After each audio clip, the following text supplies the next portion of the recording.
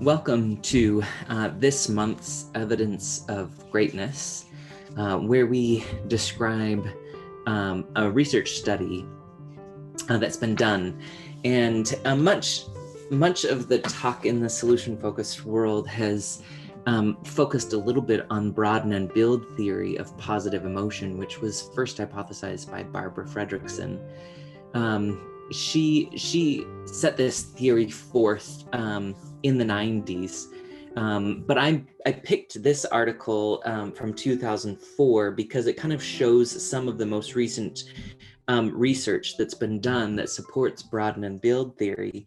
And so as I go through this Broaden-and-Build theory explanation and the research that supports it, I'm also going to draw connections to solution-focused brief therapy. This month is going to be the first of 4 months where I'm going to take different theories and kind of explain them and talk about their relevance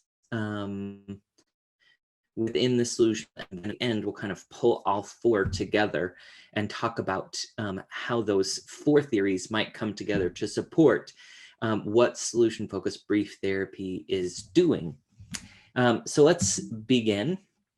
The first thing that she does in this article is she talks a little bit about, and she said for a long time, positive emotion, things like joy, things like optimism, things like excitement, contentment, those kinds of things were signs of well-being, meaning that they're signs that someone is doing well, that they're emotionally coping.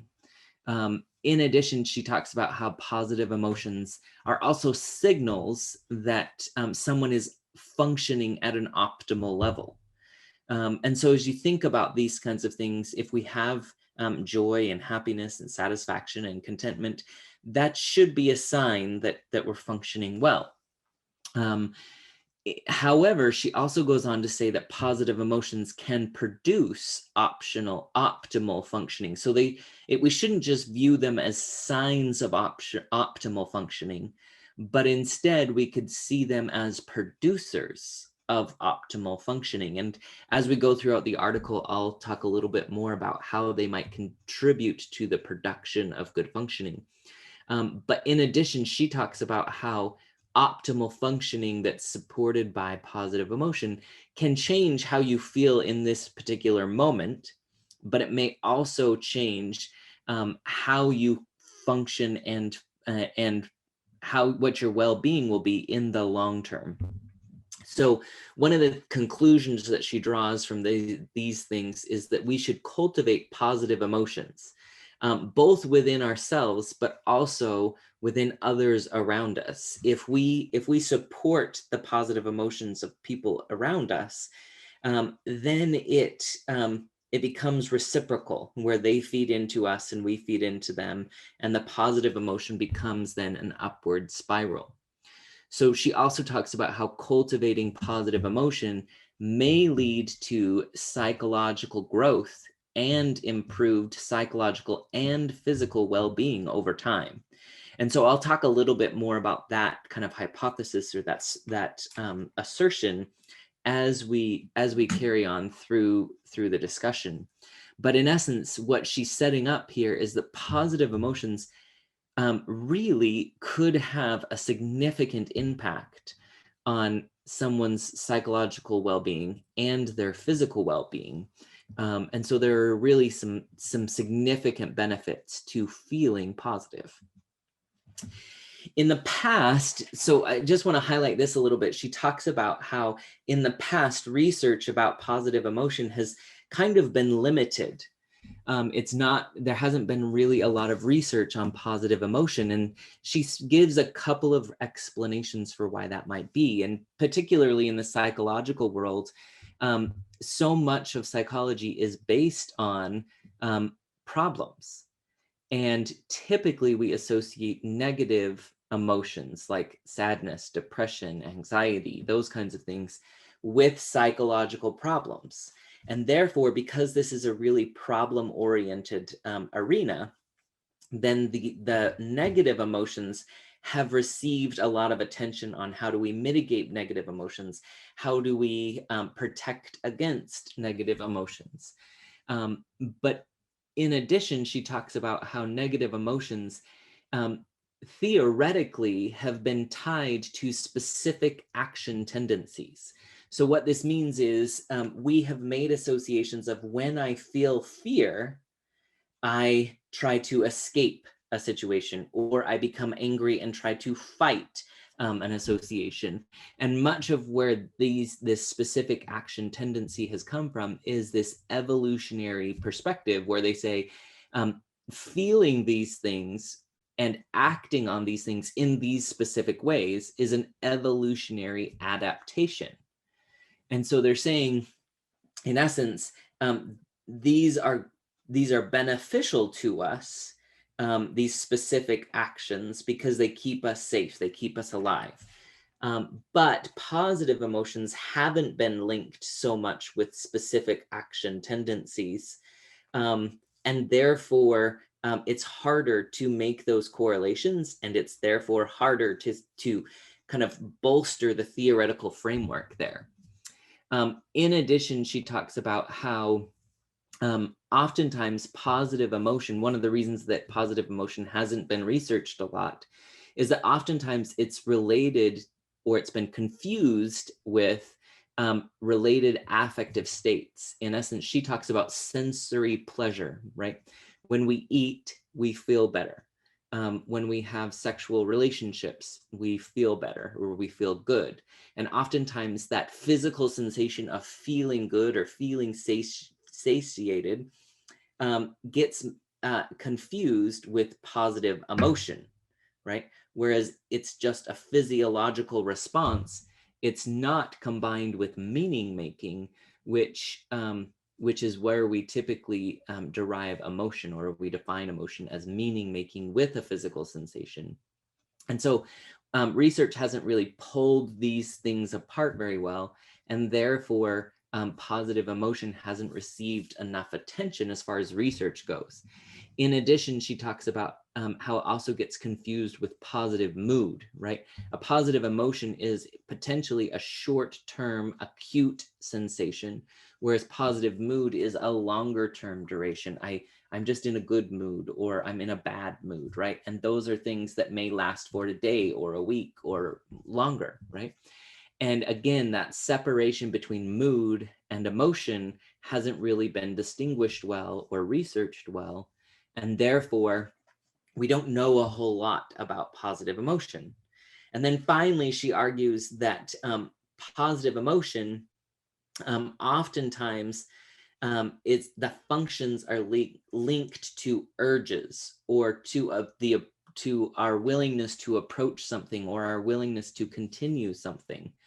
And so oftentimes what gets studied is positive emotion as a form of motivation, not so much as a state within us. And so for all of these various reasons, positive emotion hasn't really risen to the place or the understanding that we have of negative emotion. She then goes on to talk a little bit about Broaden-and-Build theory, and why studying these positive emotions can be really, really useful. One of the things that she talks about is positive emotions appear to broaden people's momentary thought action repertoire, right? Which is a really important thing. If I feel good, then I have thoughts that are positive, that are helpful, that are useful to me, right? But in addition, when I have those kinds of thoughts, then the possible actions that are available to me broaden, right? And you contrast this with what was talked about before about negative emotions that lead to specific actions, right? When I feel fear, I fight or I flee, right? And so they can make these specific causal relationships, but positive emotions do quite the opposite. Instead of pinpointing one specific action, it broadens possible actions.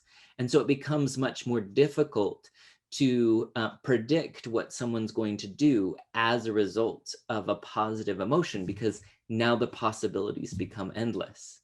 But in addition to that, she argues that they build enduring personal resources. So it's when I feel positive emotion, over time, as I feel those emotions more and more, then I build up personal stores that I can draw on in times of challenge or difficulty. And I'll come back to that and say a little bit more about that in a minute. But in addition, she talks about how positive emotions are very seldomly present in life-threatening situations. She does talk about there are some exceptions to that, right? So there is a big sense of pleasure with addiction or substance abuse. And so, which can be life-threatening. And so there are times where positive emotions can be coupled with life-threatening situations, but generally they are not.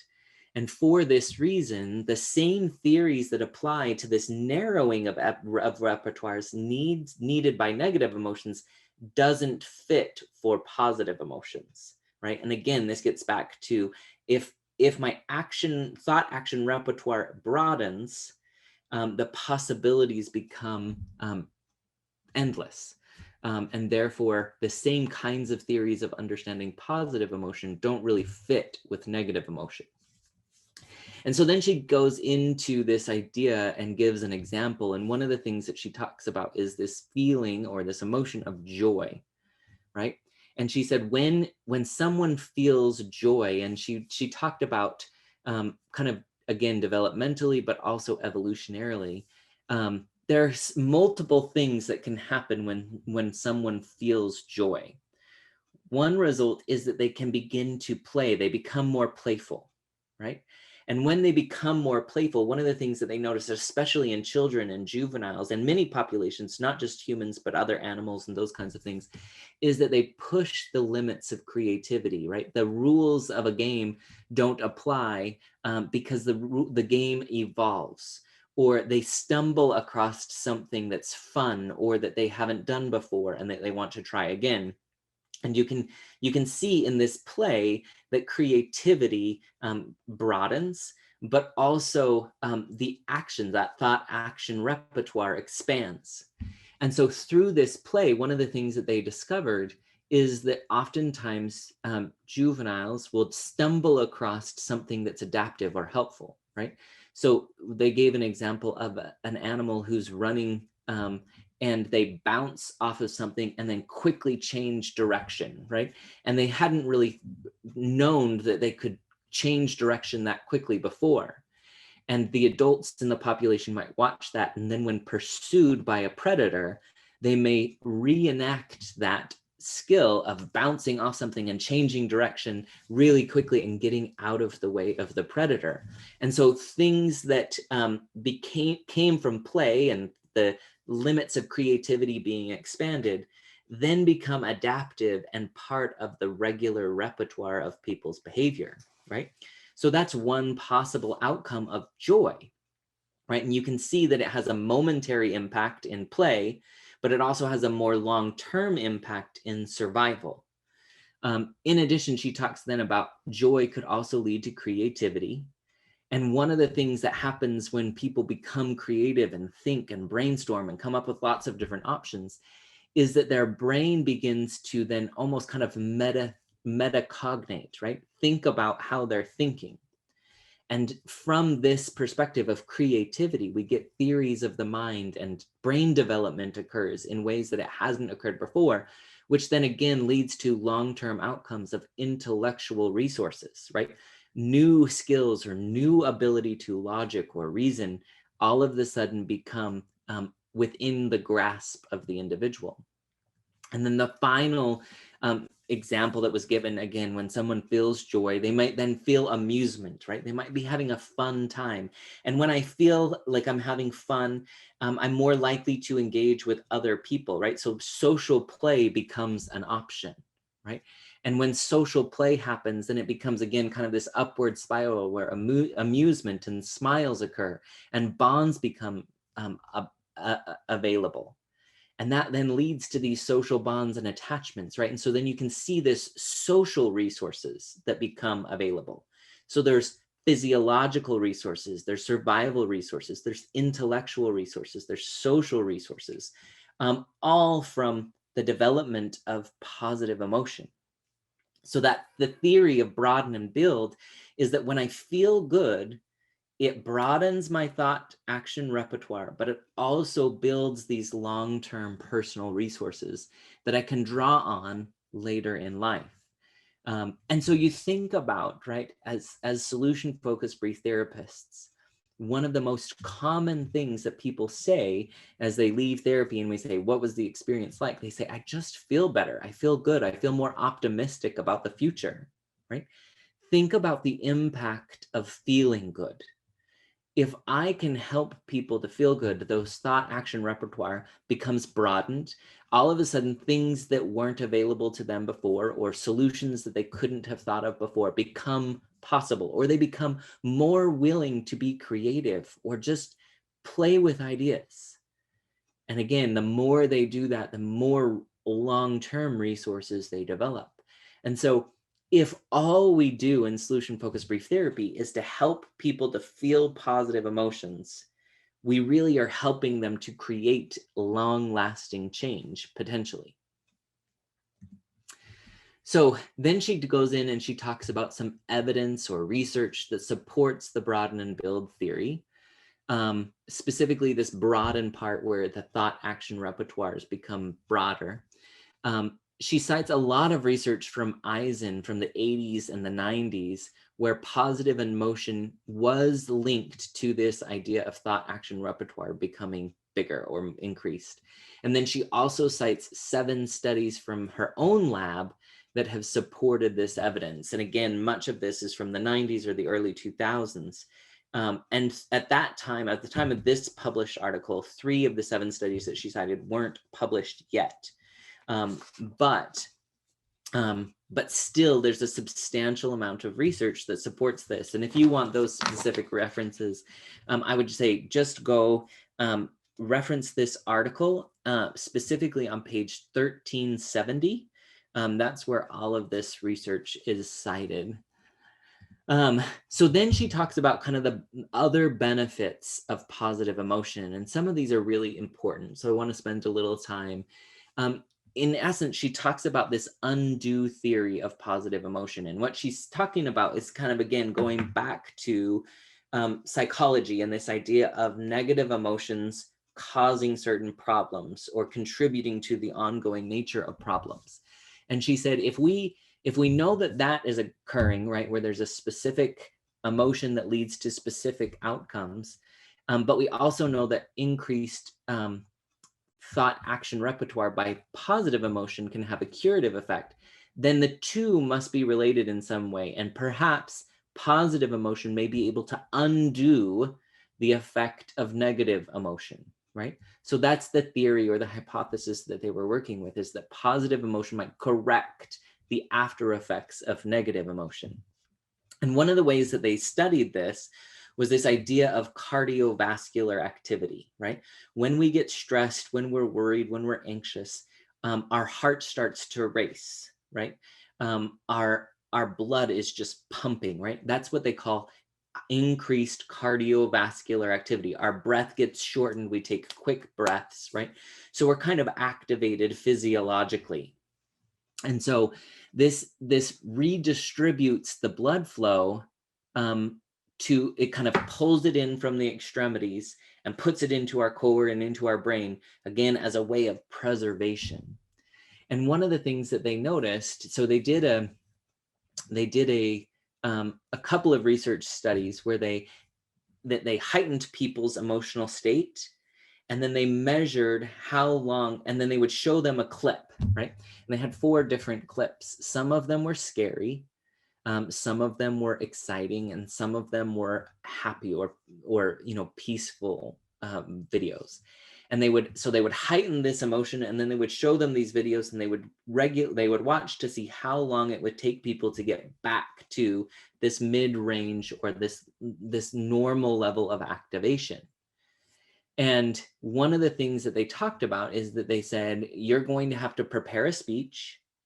You're going to have to give that speech and record it, and then it will be judged by your peers. Right. And that's how they would get this feeling activated. And then they would show them this film, and then they would time how long it would take to get them back to normal. The films that were about joy and contentment, people really quickly self-regulated. But the ones that were about fear or anger, it took them a much longer time to self-regulate. And so one of the things that they discovered, again, is that positive emotions, when I'm activated, when things are scary or frightening, and then I feel a sense of positive emotion come into play, then I regulate more quickly. Then I can undo the negative effects of those emotions more quickly. This is why oftentimes chronic trauma, right? We don't have that ability to feel positive emotions in those moments because it's trauma or traumatic experience happening after traumatic experience. And so simply taking people out of that experience for a moment, either cognitively or physically, and helping them to experience positive emotion might help them to re-regulate. So when you think about the usefulness of solution-focused brief therapy, in some sense, we're taking our clients away from those negative emotions and we're feeding them with positive emotions. And that allows them to regulate their own experience, to think of options that they couldn't have thought of before, right? So again, there's a real curative effect of feeling positive emotions. In addition, one of the things beyond just undoing the effects of negative emotions, one of the things that she talks a lot about is positive emotions fuel resilience, right?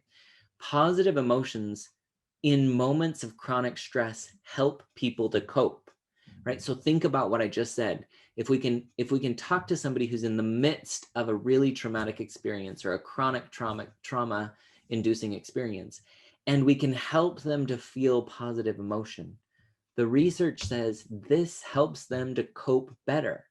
So their situation hasn't changed at all, but their ability to cope has increased. In addition, positive affect and positive beliefs serve as resources for people who are coping with adversity.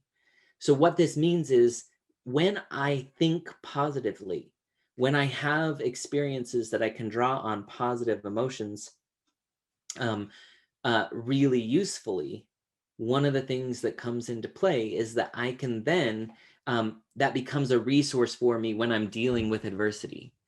In addition, they talk about resilient individuals, people who have kind of built up this resilience. They are said to bounce back from stressful experiences more quickly and more efficiently. But what's really, really cool about this is that resilience is linked to positive emotion, and they go in a reciprocal relationship. So when I feel good, I become more resilient. When I'm resilient, I have more positive emotions. And that becomes this reciprocal relationship. So if I can foster positive emotion, even with somebody who isn't resilient yet, it builds their resilience. And then again, in the long term, it helps them to kind of fuel that fire more. And they become better able, more resilient, because they feel this positive emotion. One of the things that I found really, really fascinating in the research that she cited is that people who are deemed resilient, right, they would take a resiliency measure and they would score really high on the resilience measure. One of the things that was really fascinating is that when they would be introduced into a stress-inducing environment, right, again, they would have to give that speech or something like that, and it would be judged. Then one of the resilient people didn't feel less anxious. In fact, they felt almost equal levels of anxiety as non-resilient people, right? So it didn't change the situation. It didn't change the impact of, I feel nervous about this experience. But what they did notice that was different between resilient people and non-resilient people is that they reported that alongside feeling anxious, they also experienced positive emotion. They experienced a level of happiness or a satisfaction of, I'm doing well at preparing for this. They also reported a sense of interest in, I want to do this. I want to perform really well. So they simultaneously were feeling anxious, but they also were experiencing positive emotions. And the positive emotions, again, more quickly helped them to return to regular cardiovascular activity.